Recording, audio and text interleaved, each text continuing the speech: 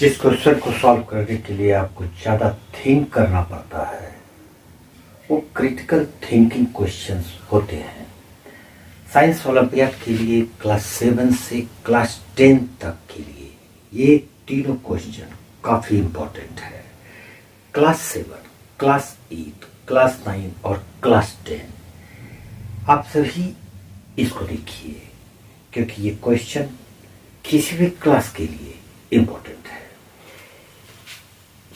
Perimeter और area पर based ये क्वेश्चन, ये तीनों क्वेश्चन में शेडेड पोर्शन का एरिया फाइंड करना है।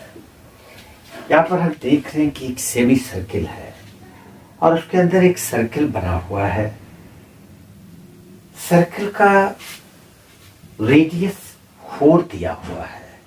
अगर सर्किल का रेडियस 4 दिया हुआ है तो अगर इसको हम यहाँ से ज्वाइन कर देते हैं, हम इसको O मान लेते हैं और इसको P मान लेते हैं, सेमी सर्किल का P सेंटर होगा और O सर्किल का सेंटर होगा।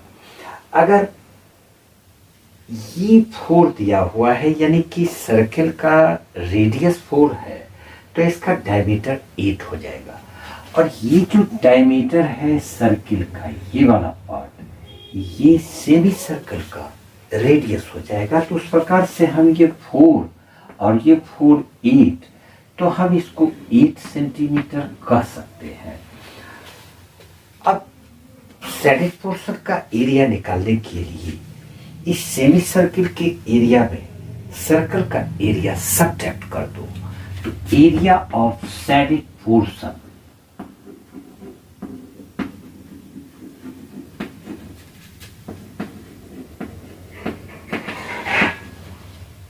Is equal to semi circle का area pi r square by 2।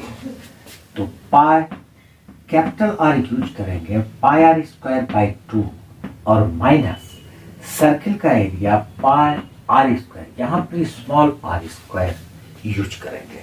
दोनों में पाई कॉमन है, पाई कॉमन ले लेंगे तो आर स्क्वायर बाई 2 और माइनस आर स्क्वायर।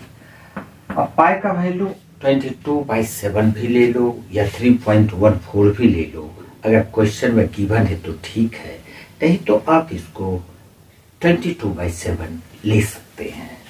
तो हम इसको 22/7 ले लेते हैं और इनटू आर, यहाँ पर ये कैपिटल आर है, R is equal to 8 cm लेंगे और small R is equal to 4 cm use करेंगे। तो यहाँ पर R 8 है तो 8 का स्क्वायर 64/2 और स्मॉल r 4 है तो 4 का स्क्वायर 16 हो जाएगा। इसको 32 से कैंसिल कर देंगे। 22/7 इंटू 32 माइनस 16 हो जाएगा। इसको सॉल्व करो, 16 इंटू 2 32 और 3 कैरी 16 इंटू 2 32 और 3 35, 352/7 सेंटीमीटर स्क्वायर शेडेड पोर्शन का एरिया होगा। अगर ऑप्शन में पॉइंट में होगा तो इसको पॉइंट में, डेसिमल में आप चेंज कर लेंगे। क्वेश्चन नंबर 2 में ये जो लेंथ है इतना सा, ये 3 है और ये 3 है। इस क्वेश्चन में 1 2 3 4 आइडेंटिकल, नोट करो इस बात को कि ये आइडेंटिकल सेमी सर्किल है। आइडेंटिकल सेमी सर्किल्स कहते हैं वो सेमी सर्किल्स को जिसका रेडियस इक्वल होगा। तो ये इस सेमी सर्किल का रेडियस अगर 3 cm है तो इसका भी रेडियस 3 होगा और इसका भी रेडियस 3 और ये वाले का भी रेडियस 3 हो जाएगा। अब यहाँ पर 4 सेमी सर्किल्स है तो 4 semicircles is equal to, हम लोग इसको 2 सर्किल्स बोल सकते हैं। इसका मतलब है कि हमको 2 सर्किल्स का एरिया फाइंड करना है।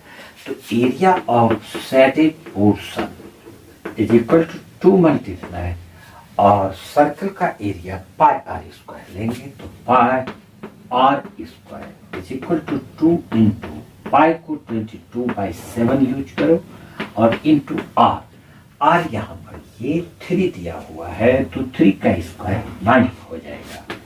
9 इंटू 2 18, 18 टू 36 3, और 18 टू 36 3 39, 396 बाई 7 सेंटीमीटर स्क्वायर, ये सेडिक पोर्शन का एरिया हो जाएगा।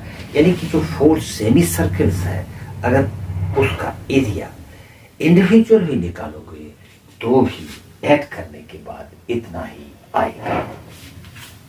क्वेश्चन नंबर 3 में यहाँ पर देख रहे हैं कि ये एक स्क्वायर दिया हुआ है, क्योंकि अगर ये 26 cm है, 18 प्लस 8 भी 26 होगा, 10 16 26 होगा, और 8 और 18 26 होगा। इस प्रकार से आप कर सकते हैं कि ये एक स्क्वायर है।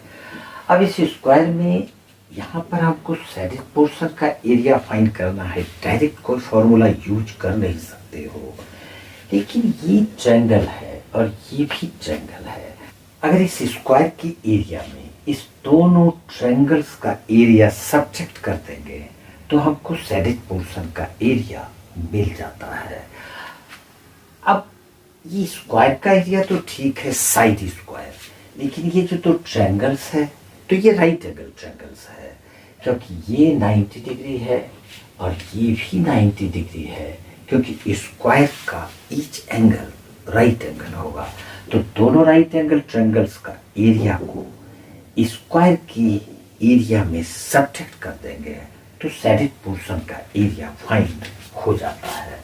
इस प्रकार से area of shaded portion is equal to square है, ये स्क्वायर का एरिया साइड स्क्वायर ले लेंगे और माइनस ये जो ट्रायंगल है इसका area half base into height, और फिर माइनस करेंगे इस ट्रायंगल का एरिया भी हाफ बेस इंटू हाइट।